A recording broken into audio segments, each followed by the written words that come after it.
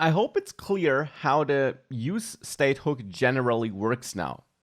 One thing which I'm not liking too much, however, is how complex it is for us to update this state. Of course, this is not a complex state here. It only has two properties, only two things, title and amount.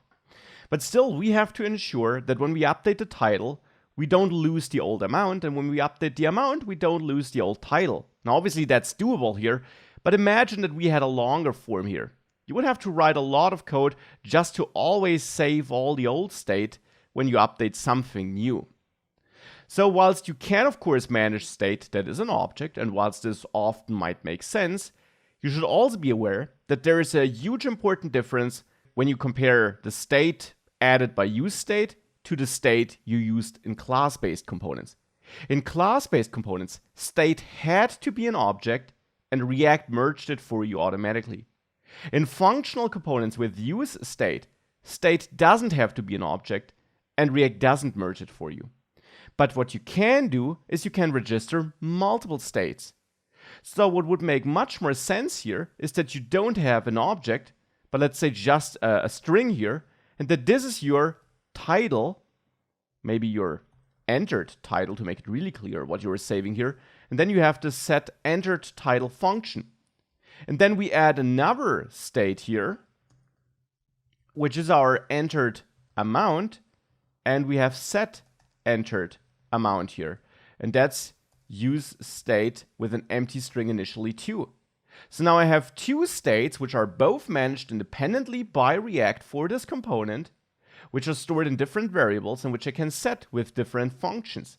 So now I don't have to manually merge anything because these are managed independently. So if I update one, the other one will be kept around and vice versa. Because as I mentioned already, these states survive re-render cycles. So they survive updates of other states. But we don't have to merge it manually because it's now an object anymore, but instead we have two separate strings which we're managing as state.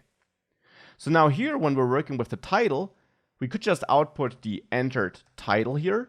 And here we're not calling set input state, but all we're calling, and that's so much easier, is simply set entered title.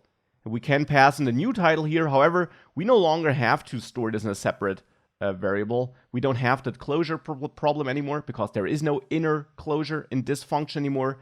Instead, we just call set entered title and set this to event target value.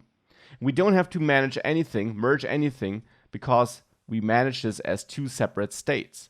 So the same here for on change on the amount. We just call set entered amount and set this to event target value.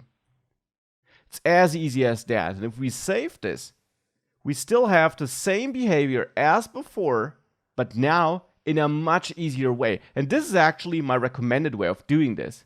Split your state into multiple states. That is how useState is intended to be used.